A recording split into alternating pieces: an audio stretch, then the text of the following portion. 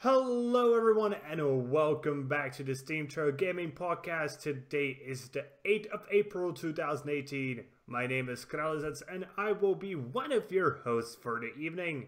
The second host is Tygergamer. Hello Tiger, how are you doing? Great, how about you? I'm doing actually pretty good, to be honest. It's been a nice quiet week here. And it's finally, the weather is becoming more spring-like rather than winter-like. Yeah, same here. It actually took a while. It's usually Easter is somewhat springy here, but this year it decided to be like -5 degrees Celsius. That's like, I don't know what's that in American. Your numbers are weird. Yeah, y'all's numbers are so weird to us. No, our numbers make complete sense. We start at a 0 when water turns into ice, and we go up to 100 where water boils. That makes complete sense. To you, maybe. But to us over here, it does not. Who starts their scale at 32? I do not know. I guess we do. And our numbers are weird, right?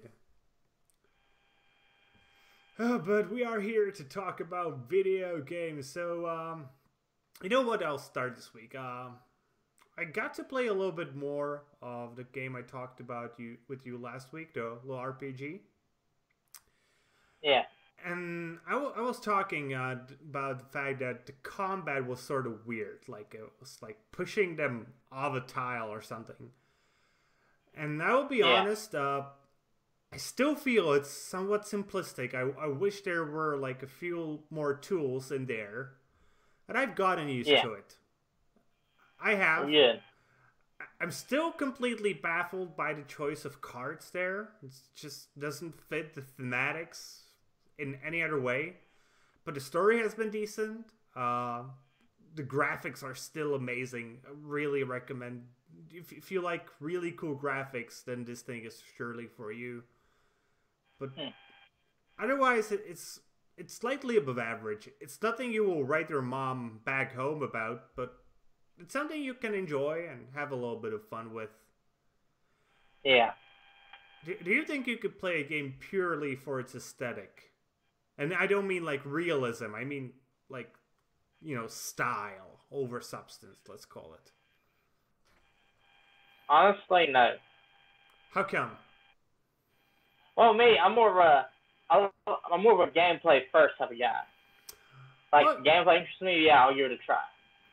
Well, yeah, I can understand that. I'm mostly in that boat as well. Like, if a game is just great to play and doesn't look particularly great, then yeah, obviously I will play it.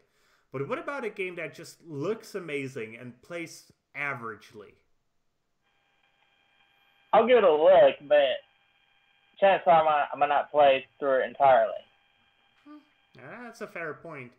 And if you don't play a game entirely through, do you think it's worth a recommendation? If I did enjoy parts of it, yeah, but other parts I did not. It's like a flip of a coin type deal. Where there's some good parts and some bad parts. Yeah, I can understand that. So what about you? What did you get to play this week? Well, I beat Far Cry 5, so... Oh, so now that you beat it, what do you think of it? I would say, without spoiling anything, I think they did some crazy stuff towards the end. You mean story-wise, I guess. Yeah. And what about like the mechanics? Do the mechanics hold up for a full playthrough? One thing I noticed is there's a little more fluid. I played Far Cry 4 before I played Far Cry 5.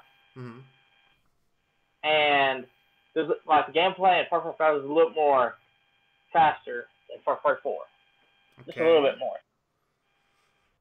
I guess that's a good thing. You know, I haven't been playing Far Cry games since like Far Cry 2, to be honest. It's just Yeah. But yeah, I can see that if it's more fluid, it probably helps the feel of the game. Yeah. So, how would you score it? Would you give it a 1 out of a million or 10 million out of 3 billion? Honestly, now me personally, I don't like giving scores, but I'll say this: I did enjoy it, and if I did have to score, I would say I'd give her like around equivalent to a 9 out of 10. That's pretty high. So what would be the things that would need to be improved for it to be a perfect 10? Oh, like I said, dude, I'm not a reviewer, so yeah. Like, no, what sort of things did you think, like you know, when you interacted with something, you were like, oh, this just seems weird, or this doesn't feel completely right? No, I have not. I just threw that number out there, just throw it out there, because like I said, I'm not a reviewer. Like I said, I did enjoy it, and if you like this type of games, go play it. Okay, that's a good piece of advice. Yeah. Okay, I played one more game this week called Magica Land of Fantasy, and it's freaking awful. So first of all, what should be mentioned? This game is in early access. It's available for free at the moment, and like the screenshots actually look pretty nice, and the description sounds pretty like cool as well. It says like, play as a powerful wizard to repel the attack on your kingdom. Use your spells to survive through an intense journey with deadly enemies and traps to save Magica. Oh, you know, that sounded actually pretty awesome. It seemed like it would be, I would call it like a simple little action adventure game where you cast spells. Yeah. My biggest problem with it is targeting is freaking awful, and the combat feels slow and unresponsive as hell. I haven't played that much of it, maybe like an hour and a half. And so maybe it does pick up pace later on into the game. But honestly, when it comes to free to play, currently there is such a huge selection on the market of games that are pretty similar that I think if the game doesn't catch your attention within the first hour, you aren't very likely to stick with it. Yeah. So I personally think they need to work on their like first impressions. Yeah. And I think a good way to do it for this kind of a game is to give you like a little, because there is a story inside. So give you a little bit of a story, like make you really powerful at the beginning to have you die because it's just too hard of an enemy, and then start as like the apprentice of the original character where you have to build up, but you know what you're building up to. You know that you can wield these incredible powerful skills, but you start with a fireball that can't hit shit because you don't know where you're actually shooting it. So I think if they got like a little bit more work on introducing the game in a more of a positive manner compared to like this, you shoot 3 fireballs and you're out of mana, and regenerating your mana takes a week, or you have to kill enemies and you can't kill enemies without mana, so good luck. Yeah, there are a lot of issues. It's obviously in very early access. Maybe they can fix it at the moment. Even if it's free, I wouldn't bother with it. Okay, did you get to play anything else in Far Cry 5 this week? I've just been playing other games I've mentioned in the past, and that's pretty much it for me. Okay, then I guess it's the time to move on to the news section. And as usually, we're going to start with the shitty stuff. And we're going to start with the most shitty stuff of the most shittiest stuff we heard about a long time. So most of you, shitty and the gritty. Yeah, most of you guys will know about is there was an accident. Well, not an accident, a crime at YouTube headquarters, and there was this lady who decided she would just start shooting her gun around, and then she killed herself. So I don't want to talk about the controversies associated with this, because if you want to hear those, you can go to other channels, not here. The part that is somewhat connected to gaming is the reasons why she did this. At least the alleged reason why she did this. Because I think the main reason here is just this woman probably had some mental issues. Yeah. And essentially she was like a small form YouTuber. She was making these little exercise videos and a bit of like rants about YouTube actually. And in those rants she mentioned she feels like she's being not particularly censored, but being pushed into the background by YouTube. Some of her videos were like demonetized because they were called racy, while she criticized YouTube for not doing the same for videos of like big people name, like I think it was like Katy Perry and a few of these people. Yeah. She was also very hardcore into PETA stuff. If you don't know what PETA is the organization that tries to quote-unquote protect animals. I think, honestly, she was probably a lone wolf. She wasn't... No, she was surely a lone wolf. She was just nuts. There isn't any, like... background structure behind her, and like the only thing I'm interested in is here, how will both of the political parties in America try to spin it? Yeah, because the conservatives, they can very easily spin it because she's obviously not Caucasian. She's probably of some Arabic descent, so they could try to spin it that way. While the left part of the spectrum will probably try to push more gun control. And I don't think either of the arguments is particularly relevant here. No. Not her race, not the fact that she used a gun. In all honesty, it seems the fact that she used a gun was, well, quote unquote, to her detriment. If she had a knife, she probably would have had better results. Because she obviously, really, her aim was just horrible. Yep. And if she just like slashed somebody's neck, it would probably be much worse. Yep. Luckily, nobody died. There were a few people in the hospital. She then committed suicide, so it just sucks. But we had to talk about it. Yep. Okay, let's move on somewhat. So, there was another incident. This time was actually somewhat more gaming involved. So there was a guy who decided who will buy a PlayStation 4 for his younger brother. That's nice, isn't it? That sounds great. Yep, sure does. Well, sadly, he was killed because he tried to buy it off the internet from a complete stranger he met through Facebook Messenger. Oh my gosh. So, you want to start with the advice? I think the piece of advice is fairly obvious here. I'll let you do it. Yeah. If you want to buy a PS4, especially in this generation, like, since with this phone generation, go to a freaking store. Don't go to a freaking find a stranger online and buy it to them and have to meet them in person to buy it. And if you want to save money, go like to a Goodwill. Yeah, really. So it's not like they don't have PS4s in like giant bins. Or buy it of somebody who will mail it to you. Yeah, it will cost $5 more. But $5 compared to being shot 9 times. Yeah.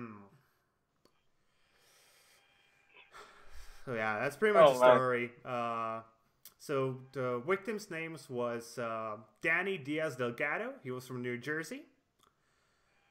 He was found with his hands tied behind his back with an electrical cord and pink duct tape, which was used on his neck and mouth. He was shot 9 times, as already mentioned. They already have a suspect, which is a 29-year-old named Rufus Thompson, who is a convicted burglar, actually. Huh. And, yeah, essentially it seems that they kind of think it was him because Thompson apparently killed Delgado and then went to an ATM and withdrew like $700 from Delgado's bank account. And if you don't know, if you withdraw money from an ATM, there's good probability there's a camera there. Yeah. It's like criminality mistakes 101. Yep. Interestingly enough, the price for which he tried to sell the PS4 is $240. That seems like super high. Let me just go to eBay quickly. Oh man. I really wanted to see like what are the prices for. Okay, I got the prices in Czech crowns. That's not really worth it for me. But yeah, I can see PlayStation's 4. Like here's a Sony PlayStation. Oh, okay, I won't buy now or something like that, I guess. Okay, let's go from lowest first. Okay, where's some places these are sold games? I need to find like where it is an actual PlayStation 4. These are damaged. In my opinion, $240 is pretty low. 240 is low. I found like in decent shape looking PS4s for about $200 on eBay, just from a very quick search. And you could probably find a cheaper one on some other site, I guess. Yeah. But the point here is just don't buy shit from strangers of the internet. You don't know when you have to meet them. If you don't know who it is, don't meet them. And if you have to meet them at like some public place with lots of people. Because there will always be idiots and criminals. Yeah. I agree. Okay, that allows us to move on from the worst news of this week and go into, normal news. So, the developers of PlayerUnknown's Battlegrounds, PUBG Corporation, are suing 2 Chinese games created by a Chinese publisher called NetEase. The games are named Rules of Survival and Knives Out. And yes, they're old Battle Royale games that do look pretty similarly to PUBG. So one thing should be mentioned, they're both mobile games. And there are a few things I think PUBG is suing them for rightfully. The biggest one being that in the marketing material for one of the games, I don't remember which one, the phrase "winner winner chicken dinner" is actually being used, which is just staple of PUBG. And I think that part of the story and that part of the lawsuit will actually allow them to win at least partially. Yeah. But what I would want to talk about here is so PUBG Corp has actually been criticizing companies like Epic and a few others for essentially trying to cash in on the success of PUBG. You know, by creating games in the same genre. Yeah. And while they haven't filed any lawsuits against, for example, Fortnite, I don't even like the fact that they're criticizing them. Me too. So, I don't either. Do tell me, can a company essentially lay claim to a genre, in your opinion? No. Unless Now, this is what I think. Unless the company is using assets like copying pasting PUBG into other games, then yeah. What's the PUBG? The PUBG company, they have a right to sue the company because they're pretty much copy and pasting their game into their own game. Mm-hmm. Whereas, like Fortnite, for example, that's a totally different game compared to PUBG. Yeah, I agree. It's played so differently. It's just not even comparable to a degree. Yeah. And I've been actually like thinking, like, imagine if companies would actually own like genres. So the only strategy games we would ever get would be from the guys behind Command and Conquer. There would never be any other RTSs. When it comes to MMOs, there would be like Ultima Online, and that would be all there is. There would be only one racing game. There would be only one sports game. There would be one first-person shooter. It would be all done by ID Soft. And I am somewhat right-wing when it comes to economics, but I do realize that there are parts of the market that need to be regulated. And a regulation that says you cannot just claim something as general as a genre is for yourself is regulation that is completely fine, in my opinion. Yeah. Not to mention, they got the Battle Royale idea from H1Z1, King of the Kill. Yeah, and it's essentially like the idea comes from the last man standing genre, like a mode that has been existing for, I think, decades. Yeah. It's like one of the most obvious thing you can do. Like, you probably played dodgeball in school, right? Sure did. That's essentially last man standing. That's essentially Battle Royale, but with balls. Yeah. So, trying to say that we are the only ones who should be profiting from the fact that we managed to do it right. If there's somebody who comes and does it even better, then you're solely out of luck, in my opinion. Yeah. Okay, then we have another piece of news. This is a continuation of a story we talked about last week. So you guys might remember we talked about Josh Corona, who's also known as Echo from the Overwatch League. He plays for the Philadelphia Fusion team. And, he came under some scrutiny because he decided to make the little eye gesture that makes him look Asian, I guess, somewhat.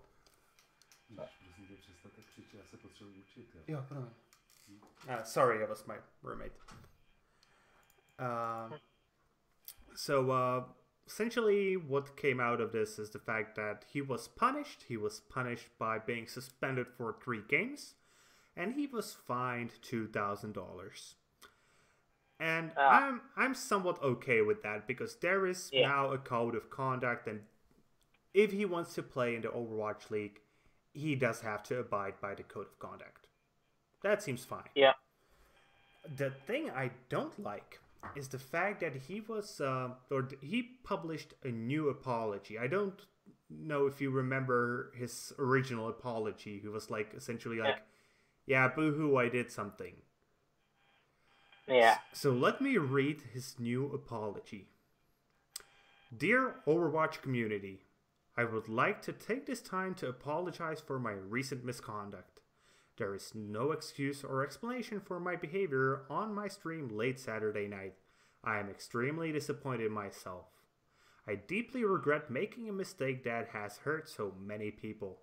The amount of support I have received from the fans in the past few months has meant the world to me, and I will work hard to earn back the trust and support from the fans who understandably have lost faith in me. My mistake on Saturday night is not indicative of who I am as a person, but it does remind me that I need to be more thoughtful in my words and actions. I would like to publicly apologize to my teammates, coaches, management, and most importantly, the Fusion family that has supported me ever since I joined the team. I'd like to channel my disappointment into energy to become a better teammate and have a positive impact on my organization and the Overwatch community. Lastly, I know that I can't change what has already happened, but I take my actions very seriously. In addition to the punishments received from the league and my organization, I am making a personal donation of $3,000 to the Anti-Defamation League's No Place for Hate campaign. I know that donation will never undo the hurt I have caused, but it's the first step in making amends for what I have done. Sincerely, just Echo Corona. And then here's his signature. So tell me, does this apology sound sincere to you? No, as far as I bet it was wrote by a lawyer. Yeah, it does sound like it was written by a lawyer, or at the very least, like somebody from PR. Yeah. And I think the third paragraph where he apologized to his teammates, coaches, management, and the Fusion family? Like, what the fuck? The only interesting thing I see here is, like, in this apology, he never apologizes to anybody who could have been offended. He's apologizing to the people that give him money. And that is why I think it is written by a lawyer. They just want to be sure that they are out of the picture for any further scrutiny, I guess. Yeah. I'm sort of sad that he signed this apology. I understand why, because otherwise he would probably been kicked off of the team, and the team is probably paying him pretty nice. Yeah, I can understand what happened. I don't like the fact that he was essentially, in my opinion, forced to sign under this apology. Seems weird and bad. Yeah. Not to mention possibly having to pay another $3,000 for, what was it called? Anti-Defamation League. They're actually pretty well known. They're like, you know what? Let's not go into that. That's like a political subject. If you want, anybody can search on them. Anti-Defamation League. You will see that they have their own share of problems, but we will not go into these here. Yeah. Okay, let's actually move on to some good news. Though this one is a classic case of better later than never. So Middle-earth Shadow War is now removing all microtransactions from the game. I know what, I'll let you shoot on this one first. Yeah, well, I'll say this. They should have had those out before the game released. Mm-hmm. But now, they, like you said, it's better than late than never. But also, keep in mind, when they made this announcement that they're taking out the microtransactions, it won't be until like June or July when they take it out. So that'll be another few months away. So yeah, that's one thing. For me, the bigger thing is you need to remember this is a single-player AAA title. Yeah, that too. And those get the vast majority of their playtime, or people playing them within the first month, and then they are replaced with the next AAA title. Yep. So I think like the 95% of all microtransactions revenue has already been made. Anybody who wanted to spend money has already spent it. So that's the thing I don't like here. I don't want it to like become a PR thing to remove microtransactions from games. I want it to be a thing companies do because they understand that microtransactions shouldn't be in some games. They're okay in plenty of games. They're more than fine, in especially free-to-play titles.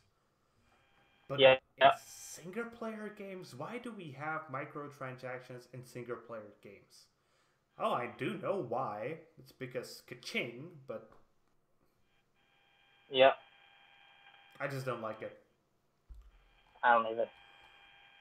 Okay, next up is about Fortnite Mobile, which has hit $1.8 million in daily revenue. Dang. So this has happened after they made the game accessible to everybody on iOS. Well, everybody who has phones and iPads capable of running it. But these are some insane numbers, and I really want to know what they will be once it releases on Android as well. Yeah. Because they will probably have many more players from Android, but less people spending. I know, like, people who have iPads and iPhones tend to be a little bit more spendy. They like to spend a bit more of their money. But still, it's still not like the biggest game. So, like, to give you a little bit of a comparison, Candy Crush Saga is pulling about 5.8 million, and Clash of Clans about 4.1 million. Huh. The numbers on mobile are just insane, and I think we are maybe getting too old, and the mobile gaming will be getting bigger and bigger. And I'm not a big fan of it. I like to play casual shitter games on my phone. But yeah, it seems to be unavoidable. The bigger titles are coming to mobile. So, yeah, that's true. Would you be willing to play like Fortnite on mobile, or even an iPad, like an iPad, let's say? No. Here's the thing. I would play Fortnite on mobile if I had like a tablet to play it on, you know. So I can only see playing on a tablet suitable. So I've been actually thinking about this because I entered my girlfriend into a competition to win it was a headphones sort of competition, but one of the prizes was a gamepad that had a little space you could like push out and your phone would fit perfectly in, and it was a Bluetooth gamepad. So it was not only for your mobile, it was also for your PC. But I was thinking, I've heard about that. Yeah, and that might be a solution. But yeah, the problem is the gamepad is still too bulky. It's not a thing you can just fit in your, like backpack and it's fine. But I was thinking, imagine you would have just the two controllers from the Nintendo Switch essentially. Yeah, and put on your phone. And a little bit of a back plate that would be connected. And you would just put your phone in, and it would be like even scalable to size. And that might work really well, I think. And it would have to be as thin as possible, so it doesn't take up much space. And it would have to be pretty energy independent. I think it either needs to have its own battery pack, and then I could be okay with it having a little bit more bulk, because, for example, I could also use it like a portable little charger. You know what? Just thinking about now, I can actually see, I know a few mobile games have made it over to Nintendo Switch, but I can see Nintendo Switch becoming another home for mobile games as well. Well, the problem with that is that the mobile has the benefit of being so many devices in one. It's your music player, it's your easy media access to, it's your phone, obviously, it's your camera, and the fact that you need to carry only this one device in your pocket is so amazing. Yeah, that's true. So that's why I think like a little Joy-Cons that would attach to the sides of your phone, or you would just stick your phone into like a special socket, that might be the solution in my mind. Okay, let's move on to two Blizzard pieces of news. First up, we have the release date for the upcoming World of Warcraft expansion titled Battle for Azeroth. That's coming on the 14th of August 2018. It's sooner than many people predicted. Otherwise, it's just, yeah, it's a new expansion. There's a higher level cap. There will be new abilities. There's new races, new cities, new islands. It's a MMORPG expansion. What would you guess? Yeah. And the second piece of Blizzard news is the Hearthstone expansion that is actually launching next week on the 12th of April. And it's called The Witchwood, and it's all about creepy stuff that you can find in a haunted forest. It's actually pretty cool. New mechanics, new cards. If you're sort of like me and play Hearthstone only like a little bit, next week will be again fun. Every time, no, it's literally like you have a week after expansion releases to play, because people are still trying stuff out and not just using like, oh, this deck is the best because this website told me it is. It's still like, oh, this card looks cool, maybe I can use it. And that's the fun of Hearthstone for me. And one more announcement, and that's that Spyro Reignited Trilogy for PlayStation 4 and Xbox One is announced. I'll leave this one to you. Yeah, well, pretty much it's pretty much just it's like pretty much a graphical upgrade from the original 3 games that released back on PS1. Almost, actually, the game comes out on September 21st of this year, which would be one day after the game first released back in 1998. So, I'm most excited for this because this is actually like one of the first few games I actually played back when I was young. So, you know, this game always scared me. I don't know. I don't know why. The dragon, for me, he just seems to have like rapey eyes. He just looks. Like, I don't know. He just looks like he's gonna rape me. Oh my god. I don't know. It's just the feeling I always got from him. It's like, oh, look into my eyes and surrender your will. Oh man, that's hilarious. Yeah, I'm glad I made you laugh. Oh man, that is too funny. I know. It just looks that way to me. I don't look. Maybe that's part of the reason I don't like anime. They have very similarly styled eyes. Yeah. Oh man. That's too funny though. That's too funny. Okay, and our last piece of news is about a bit of PlayStation 5 rumors. So, a website called Semi-Accurate, which is actually proven to be quite credible when it comes to predicting stuff, as it's predicted that Nintendo and Nvidia partnering for the Switch, as well as the specs for the PlayStation 4. So they have a few rumors. First rumor is that the PlayStation 5 will be using the next generation GPUs from AMD.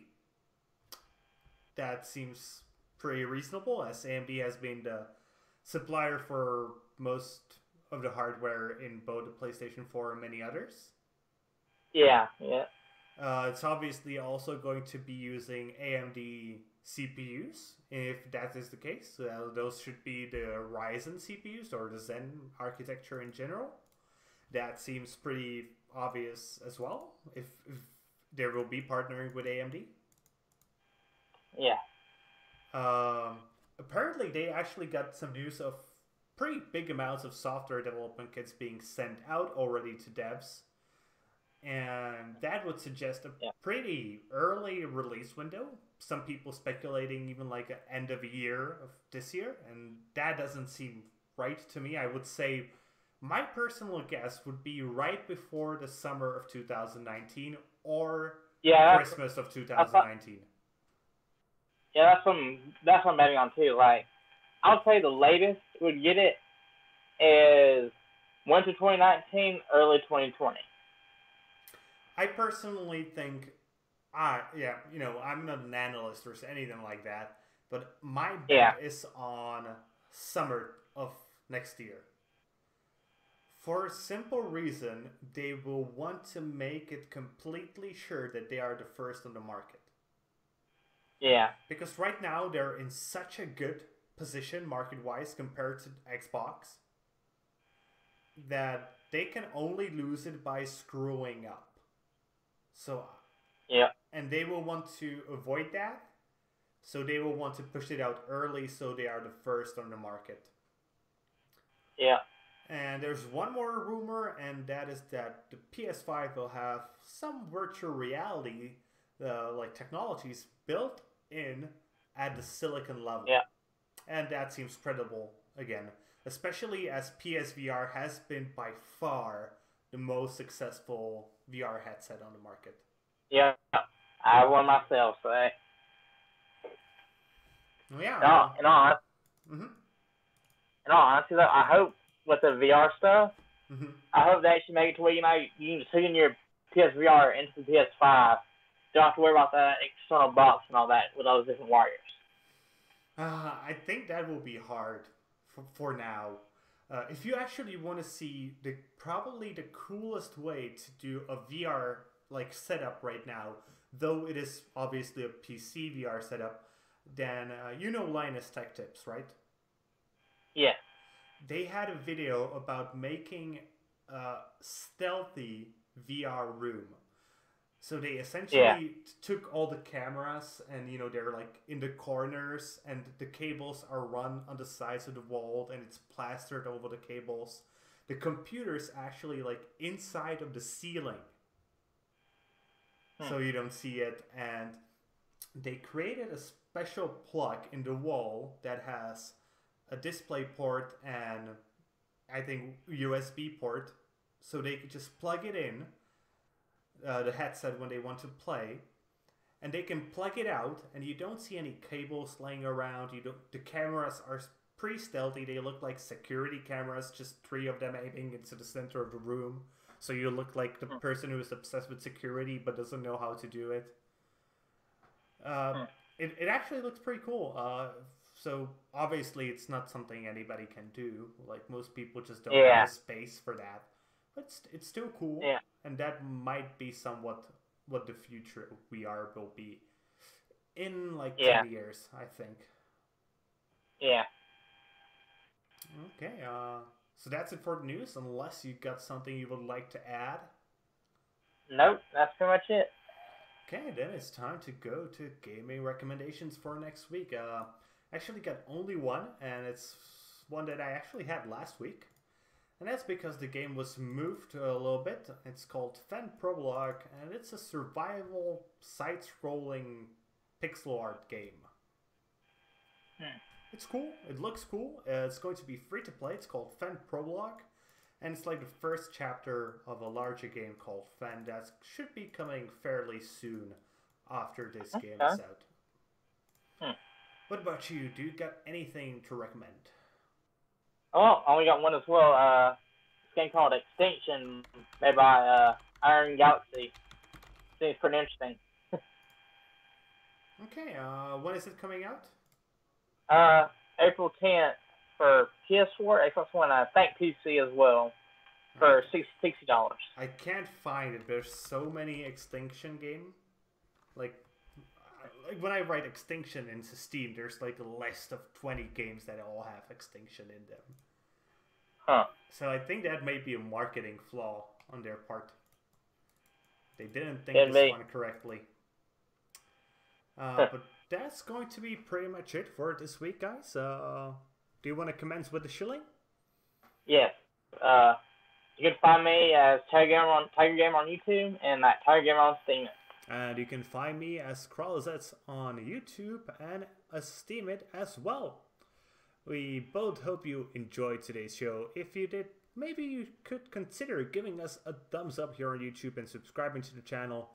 If you are watching on Steemit, maybe you do want to give us an upvote and follow the blog. Either way, be sure to leave a comment and to tune in tomorrow as the daily gaming news returns. And with that being said, see you guys later with more gaming content. Yeah, have a good one.